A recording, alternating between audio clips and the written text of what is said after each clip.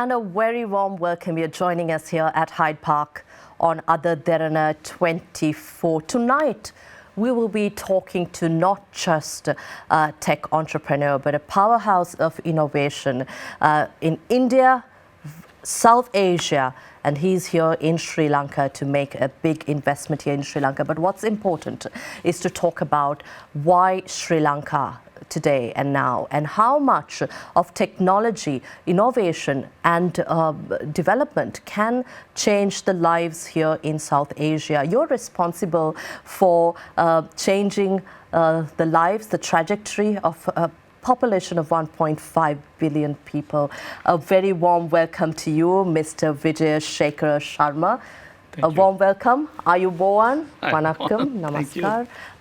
Of course, a transformational figure in India's fintech industry, and you've really set the tone for development in terms of technology, adopting new ways of banking, if I may say.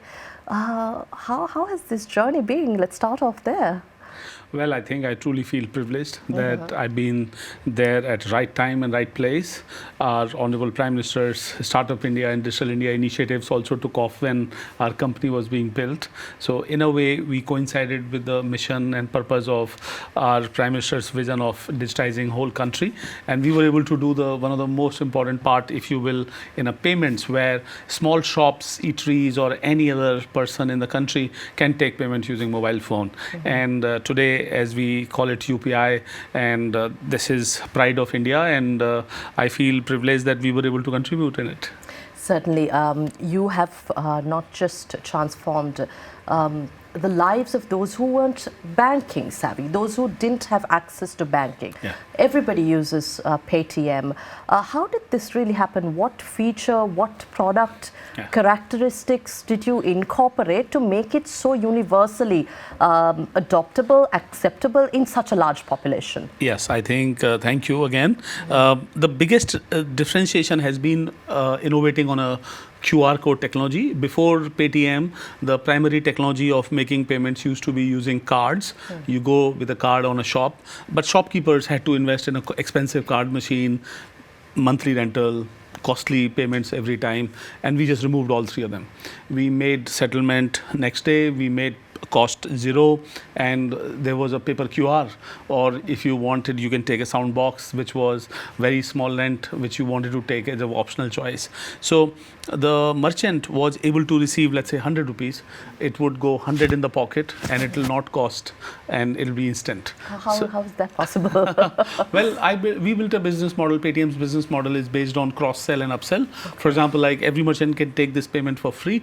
If you want, you can take a premium service for which you can take subscription, and we could cross-sell financial services like credit. And access to credit also is one of the most important economy missions, where giving small businesses credit gives the growth to the economy from bottom of the pyramid. So we feel privileged that financial inclusion itself has a lot of yields and commercial benefits, not just like revolution that you were talking about. So when you started off, did you believe you could really change the digital behavior of such a large community? You said it absolutely. The statement that my board members asked me when I started, that why are you doing this? You could do something else in technology and so on. And my belief was that young demography of India, just like I see in Sri Lanka, and the access to the smartphone becoming ubiquitous, it will inevitably happen. I mean, I think I was banking on Indian acceptance and modularity. Just like today, I can say that Sri Lankans' acceptability and modularity will be phenomenal. But I think I'm still curious about how you made it possible for the seniors, those who were not, let's say, literate financially, or even had access to banking facility, no access to smartphone even at times.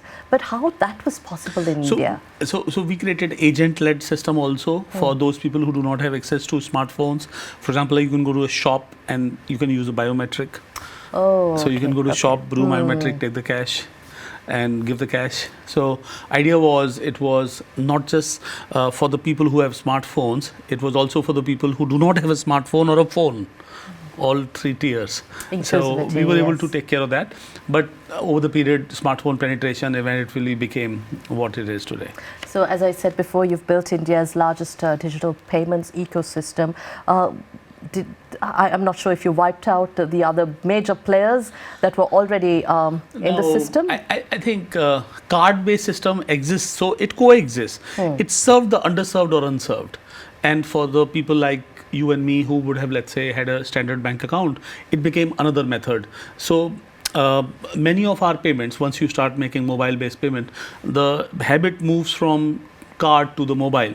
So you didn't technically wiped off something. You just added a more convenient feature, and most of people who use the card still use the card, but they use more Paytm or mobile payments. The million-dollar question, you come to Sri Lanka, your visit here, what brings you here, and are we going to see any collaboration? Well, I must say that our Honorable President's vision of making Sri Lanka a digital country, digital native, and then I met Deputy Minister of Digital Economy, and more and more I understand the amount of commitment that government from the top has about digitizing the economy is very inspiring. I came to see and experience it first hand. My intention was that should we commit to or not, I myself come to the country and nation and see where we have to invest. And I must tell you this, there is no doubt about it. Sri Lanka is a phenomenal economy which is coming out of what crisis they're coming out. They're tackling it so well, and the digital commitment is inspiring. And I wish that we can help Sri Lanka. We can help Sri Lanka by giving technology access to capabilities, what they want, and at the same point in time, as I would say, invest or do anything. I right now, seeing what I saw, I committed my personal $1 million to the startup ecosystem here by whichever way the government or ICTA looks at that they can invest in Indian money to Sri Lankan startups. I think how India is the can commitment do. happening? How have you committed, and how is that going to take shape? Most probably it will be, I would seek what is the best method. It could very well be extension of fund of fund, which is announced, where I think it is a $50 million fund of fund. It could become 51 million. So it goes to everybody to invest.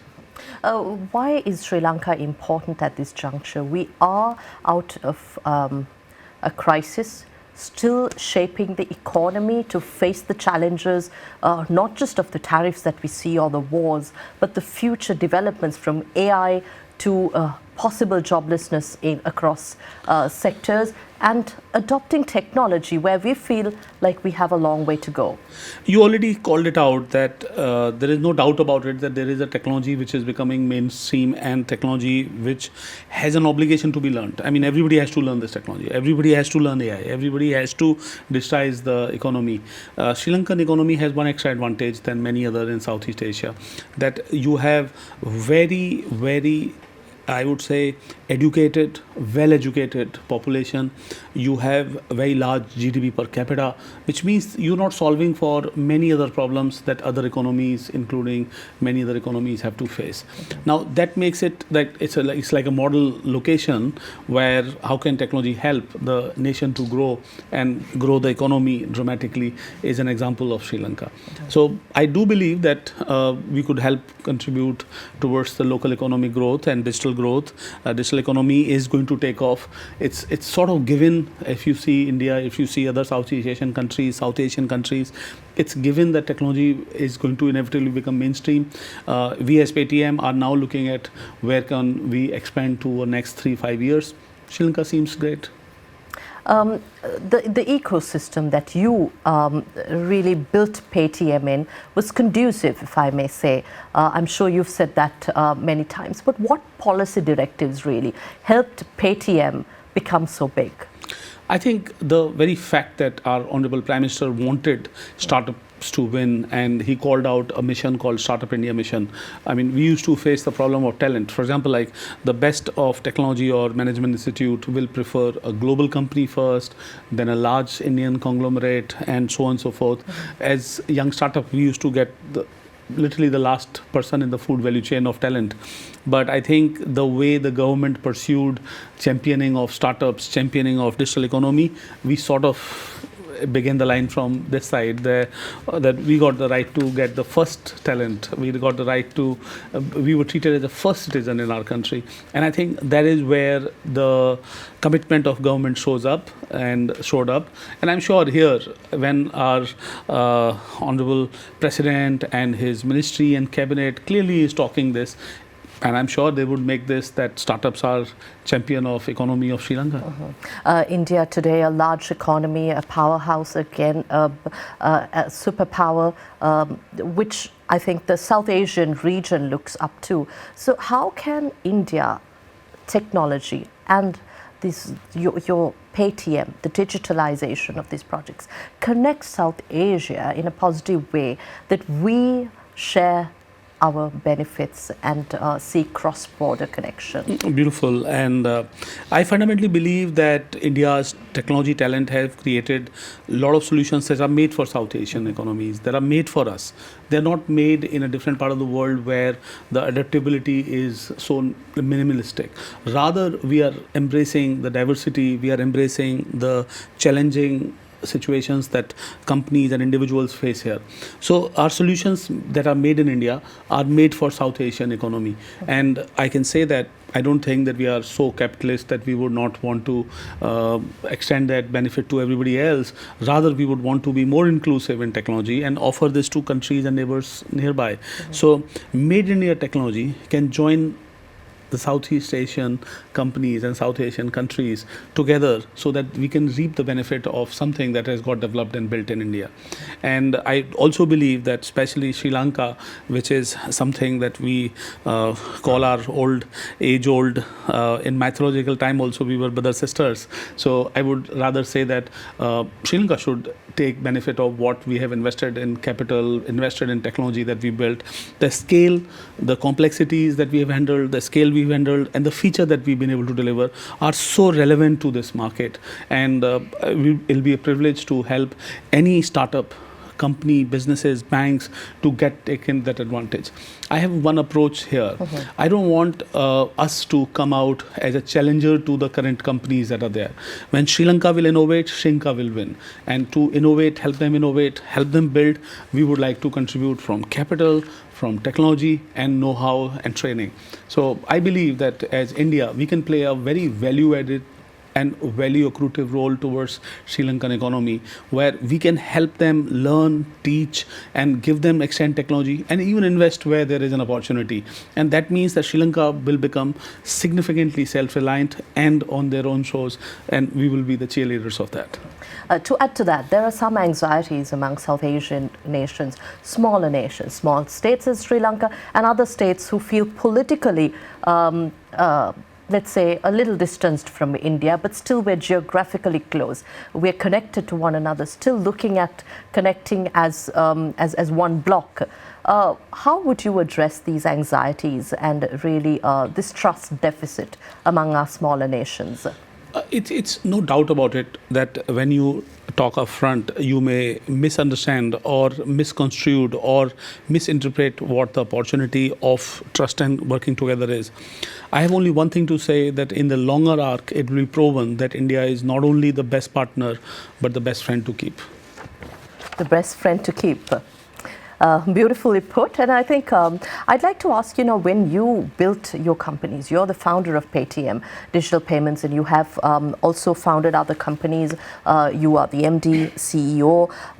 But really, you had to work through the existing bureaucracy, political system. What challenges did you face as an entrepreneur? Yeah, I think the biggest one that anybody, and I think Sri Lanka will learn how to overcome that, would be that many investors feel uncomfortable to invest in that economy, especially in early days. And these are more or less their experience with local government and bureaucracy. So one experience that I can tell you is that governments should make very conducive to investor environments. And it does not mean tax-free. It rather means that you can bring capital will be protected, you can take the capital back, because the investor is also managing capital for somebody else. So that, I think, is the foremost important element. And one of the solutions that I understand is that if government could work with local VCs and allow them to raise money from outside, and then they become the champion of it, that way then local venture capitalists would be able to invest, local businesses will be able to invest, and external people can put money in fund of fund kind of structure. So the most important thing is for government to not reject or push back the capital that comes here, because otherwise it'll take many years for the capital to come back. Are you saying not to deter, discourage? Not to deter, discourage the capital that is going to come here. So what conducive environment do you think today Sri Lanka can have to ensure that there is policy consistency? Stability. You use the word policy consistency, policy stability, and ability to trust that there will be a long-term political to commercial stability of the policies that you're talking about. So the biggest statement I would say is stable policies, and that shouldn't change because some changes happen in government. At the same point of time, support for investment, like tax regimes or compliance regimes that are supporting them, those expectations every investor would expect. Sri Lanka is looking at digitizing, incorporating digital technology, and India is a big partner in this journey. But there are questions about potential data theft, threat to national security, sovereignty, because we're talking about 22 million people here and the data of a sovereign nation. So what risks do you see here, and how can a country like Sri Lanka protect itself while working with external partners? Yeah, I think we also at one point in time had many of these kind of questions in our country, and I'm very proud of that our regulator and government took a very upfront stand when the digitization was going on, that you have to reside and keep data explicitly within the shores of the country, and then any external access has to be permitted, like a acknowledged permitted, and there has to be log maintained, so that what can go out or not go out is barred or permitted with a clear consents. And I think I'm very happy to say this, that India has maintained that data sovereignty very good, and there is something to learn for Sri Lanka. Number one, don't let any data go out of Sri Lanka. First of all, there is no way, it just doesn't go, so that you do not control what happens afterwards. And at the same point in time, it has to be accessed. Then you allow access in a safe, trusted environment from outside, but not take the data outside. So allow access, not take the data, and clear monitored borders will be the way forward. So regulation, data laws regulations, will support? data laws, and so as soon as the digitization grows, data regulation and data laws show up. India has created data protection, privacy protection, data privacy laws, and these are very good to learn from. And I think Europe also created, US also created. So once the digital economy moves forward, there will be local data laws, and especially in regulated environment like payments, banking, insurance, etc. that we're talking about, those can be regulatory guidance day one.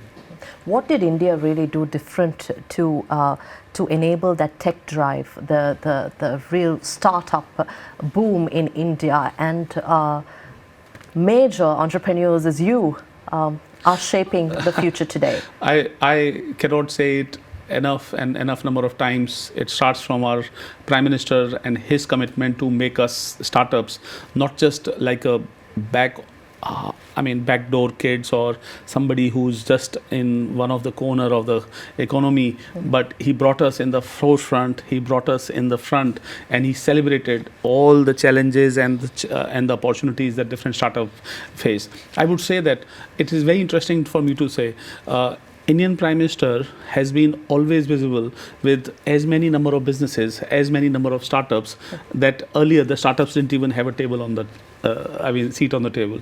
So it starts from the top, message goes to the all bureaucracy and so on, and then the policies. The important thing is you have to listen to investors, you have to listen to these companies. For example, like I was listening to the chatter today about certain tax advantages, certain lesser compliance and regulations. It's important to hear these people. It's important to hear the investor. It's important to hear the startup. It's important to create that conducive environment like what you're asking. It's an opportunity.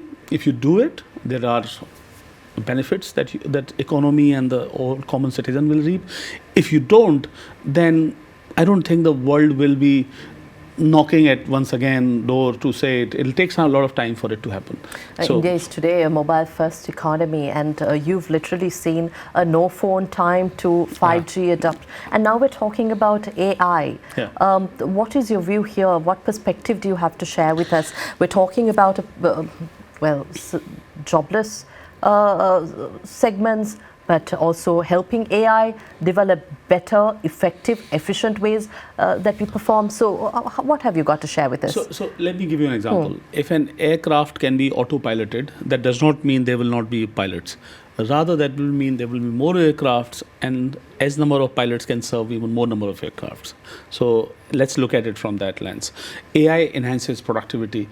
It will make every individual Sri Lankan, every individual citizen to be able to do more than what they were earlier able to do. It's like also saying, when ATM came, did the bank branch finish, or did the availability of cash became ubiquitous? Rather second, that it became ubiquitous. And similarly, when smartphone came, email came, does it mean the postman disappeared? Maybe yes, but does it mean the efficacy and efficiency did not increase? Obviously, earlier you were waiting for 1 week to get a postal mail, now you don't. Well, yes, that is right, that some things with new change of technology always changes, but what it changes to is way more productive and useful than where it is coming from. I don't have to say this, that AI, while we will look at it as if that it may reduce the jobs, it may reduce the job which is anyways not an efficient job, but at the same point it will create way more better productive environment and jobs that we all will enjoy the fruits of. Just think about smartphone. Do you remember there used to be PCO, where you used to go to make STD calls and you used to do the trunk call and printout will come for the bill? What happened to those? Did we bother about those when smartphone came? It is just like that I think the future of AI and future with AI is way better than future without AI. So while we will definitely be bothered about and skeptic of what jobs it could take, but rather it'll make a better economy. It'll make a more productive economy. As far as Sri Lanka is concerned, 23 million people, one Sri Lankan can do more job and more export of resource and skill and service than ever before. So instead of seeing it as a challenge, I see it as an opportunity that your educated population with AI can become, just think of it, nurse. Your person can be a nurse here and can look after a person sitting in Europe, because the AI sensor would have sensed and the bot would have taken local action and this would have got popped up here and somebody would have taken the final action. Isn't it more business and more economy opening up? Yeah, certainly interesting way to look at it. Before we go for a short break, I'd like to ask you now, since we are on the topic of AI, whether this would really drastically change the potential for South Asia to grow as a bloc. I keep asking you this about South Asia integrating, because this is the least integrated. I totally fundamentally believe the opportunity is in collaboration and coming together. And we've seen in the world geopolitics how small little organizations can become very powerful organizations because they are together. And I do believe that AI as a technology and technology sharing and capability extension between each other can not only bring these economies together, these economics together will be able to weather the global geopolitics better together. I would say better together for the whole world geopolitics. So smaller countries too will play a massive role, in your view? I think it's time we take a short break here at Hyde Park. We are in conversation with the founder of India's largest digital payments platform, Paytm, Mr. Vijay Shekhar Sharma. We'll be back after this short break.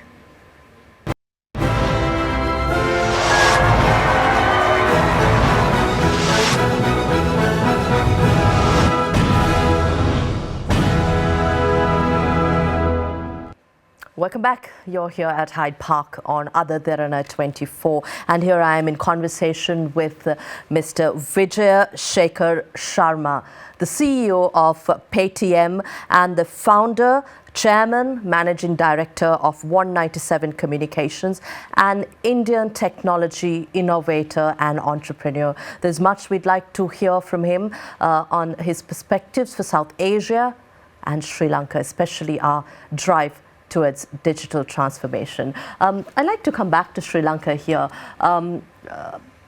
Sri Lanka, again, as I mentioned, digital transformation, technology, but we're also working on whether it's a services industry, whether we are going to have an IT BPO industry, manufacturing, export-led. We're talking about all this, but how can this today's digital world, we're talking about AI, how can this really transform our economy towards a different trajectory? I give you an example here, and this is because you have to play on the strength.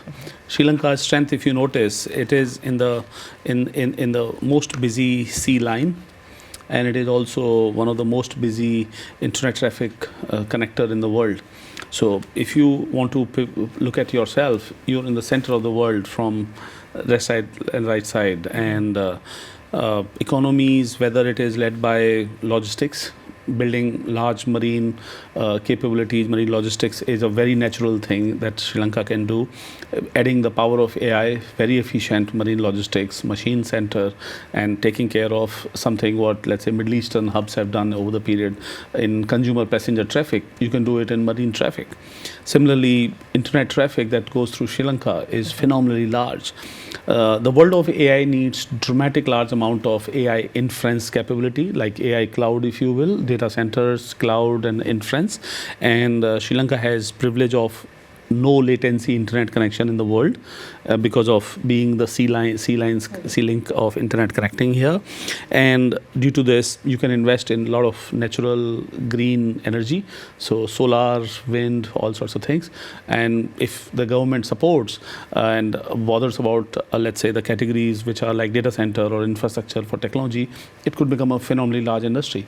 You are hearing Sam Altman suggesting that there is hundreds of billion dollars of investment they're doing in US, and the whole economy in the world is seeing in the range of $1 trillion of investment in AI inference and AI training centers. Sri Lanka, surprisingly, is sitting in the center of it without requiring so many people who are here. I can say that because of the natural resources and the logical workflow that you have found yourself. So building on those is amazing amount of things. So I can continue to count whether it is, like I talked about marine logistics, whether I talk about AI logistics, I can talk about again farming, which is a very local thing. Sri Lanka, the world needs better food, better consumption, you know, the kind of things that are happening in the West. So organic farming, again, AI can power a small farmer's capability to deliver high yield, better product, better export, better market. It's phenomenal. The power of technology plus power of what Sri Lanka has is a great opportunity. You spoke about India and the policy changes from a regulatory perspective that were brought to support startups. We're talking about here geopolitics, an era of Sri Lanka facing certain challenges, navigating the geopolitical uncertainties. But at the same time, what measures, I want to go back to India, what policy measures were taken to help bring in the kind of tech cities that are set up there in India, the flow of billions and trillions of dollars into your economy, that will help Sri Lanka look at and learn from. Yeah, I think our Prime Minister Modi's gift city, which is Gujarat International Financial Technology Center, has been a phenomenal success. Sri Lanka could connect to gift city, and Sri Lankan Colombo Stock Exchange could trade, certain stock could trade through India, through the world. So the amount of money that can flow, we can help, or Indian stock exchanges can help get money within Sri Lanka through India route. So whether you look at the connectivity through the gift city, whether you look at the capability of investments that we built, this is a public market money. In private market also, India was able to do a good job of bringing technology first approach. Now, why would a global investor invest? Because it is something that they understand, and something they understand is technology led. I mean, traditional industries are cross-border, themselves invest. Outside investors are taking risk appetite. Sri Lanka needs more risk capital. That is ready to take a risk and ready to take that my risk reward will be 1:10, meaning one thing will be rewarded and 9 things may go not necessarily the full reward. And that risk capital is in technology area, not necessarily in many other areas. So by focusing on technology first, you can attract risk capital. And then by connecting and leveraging capabilities of India, you can create a dramatic bigger advantage for even later stage companies. And then I'm sure the local entrepreneur ecosystem, by virtue of so much of happening, will discover newer shores. They can go to other Southeast Asian economies or Western economies to discover even additional capital.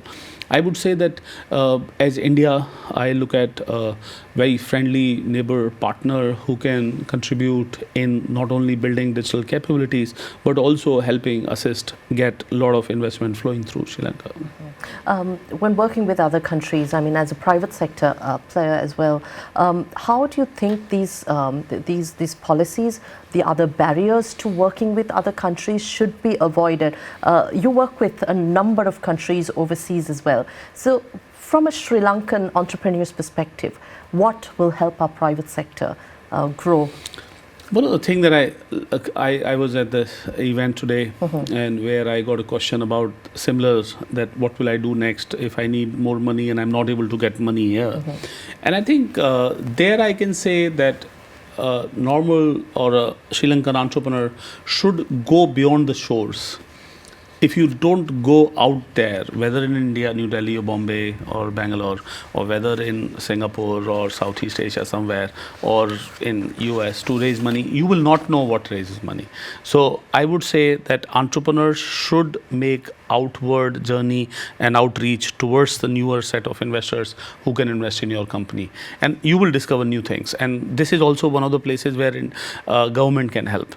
If governments, embassies can help, like Indian embassies are now helping Indian businesses to expand globally, yeah, maybe there is something to learn there also. The Sri Lankan embassy can open doors for these entrepreneurs to raise money.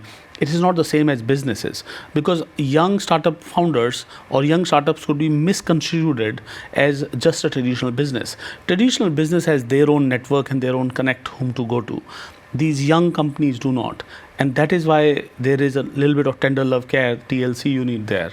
And for big businesses, they know their ways. The good thing is, once you are able to build and supercharge your startup ecosystem, the economy grows beyond just the current size of the economy, beyond just the current opportunity in the economy. Paytm, it's yourself, your company, face certain regulatory challenges there in India. How did you use this opportunity to really transform accountability measures within your company, at the same time look at a more broader ecosystem transformation to ensure that whether it's monies that are not are unknown, their whereabouts are unknown, or whatever, all that, whether it's monies that are not in the system, are really brought under the system. So first of all, I'm happy to tell you that the regulatory limitations that we were put upon, many of them have got sort of sorted out or concluded, and there was more of a learning there, I would say. So when you grow up, there is a growing pain, if you will. So from a teenager to an adult, I mean, among various, we became sort of a bigger teenager, but at the same point in time, because now we were handling large number of Indian consumers and large amount of money movement, so there was an expectation of absolutely T equal to the T regulation and compliance. And I'm very happy to tell you that the team lived up to that and lives up to that. And that is what I believe is a lesson for every other fintech founder or startup also, that once you become successful, and successful is meaning that you become big, you are a big contributor to the rest of the ecosystem. As a big contributor to the rest of the ecosystem, everything that you have to do has to be complied, and everything that you have to be completely compliant centric, not just a growth centric. When you're young, you can be allowed to or look at some things which are, let's say, growth centric, and maybe an oversight that you may have, but not once you are bigger. So the lesson out there is that once you are big in financial system, your compliances have to be fully, completely without a question. You talk about being a big a company that becomes larger than your economy sometimes. But we're also talking about startups. You spoke about a startup ecosystem, and here in Sri Lanka we'll talk about empowering the small and medium enterprises, the engine of growth, whether it's the private sector, SMEs or startups or large-scale conglomerates. what is really the role of each and every company, the firm that contributes to the economy to shape the way that the country moves forward? Yeah, I think you said it correct. The purpose of the company is to serve the society and community it comes from. And it is exactly what an entrepreneur also decides the opportunity to address. Companies that give back to society, companies that build on the society are flourishing and flourish over the period. Which part of society and what problem you solve can continue to evolve. But at the same point of time, no journey is complete till the time period it comes back where it began. And in other words, no successful company will be completely called successful till the time period solves the very problem it began at. And I'm going to say the same way that whether you are a young startup, whether you are a large business, once you build for the benefit of your community, for your country, you build the benefit of your company. And people learn it over the period, but I'm very happy to say the lesson have remained the same. From a small town in India to building the largest payment platform and many more, and today being known as a transformational figure in India's financial tech industry. What really kept you going during these challenges? I'm sure it was not an easy path ahead, and you mentioned about regulatory challenges to other challenges. From a startup to what you are today, I'm sure many of our audiences will appreciate what you have to say. Well, there's no doubt about it, whether it is investment, funding, team, or technology, or competition, and every other element that we can think of, everything has to be sailed through, everything has to be sorted out. I can only say that you do it when your team wants to do it. And the best teams are that are polarized on a purpose, single mission and purpose. So I've learned that people polarize on purpose, and once your purpose is bigger or ambitious enough, you are able to attract the perfect kind of people who align to that vision. So have a commitment to solve a big problem or give the solution which is very impactful, lasting impactful, and then you will see the best amount of team around you. And with the team, you can solve any problem, I think. None of the problems are solvable by individual. I rather would say, but together we've been able to achieve a lot more dramatically than what we envisaged. I'm looking at the time here, and I have very little time, but I want to ask as many questions as possible. So we'll just do some quick fire questions to see where you put your money here in Sri Lanka. If not fintech or digital services platforms, what other industry would you put your money in? Sri Lanka's nature is calling, and that it should be well known to the world. I would become the Sri Lanka's tourism travel champion company and helping world discover these golden beaches to everything that naturally Sri Lanka offers. So travel and tourism. Interesting. How would you do that? Like you said, I think Sri Lanka needs to sell or tell the world. Sri Lanka needs to tell the world that how beautiful the nature in Sri Lanka is. I mean, many things are overrated in elsewhere, but they get more tourists and traffic versus Sri Lanka. If you had to build a company from scratch today with AI, geopolitics, Trump tariffs, we can talk about that. What would you do? I don't think that tariff or geopolitics should matter.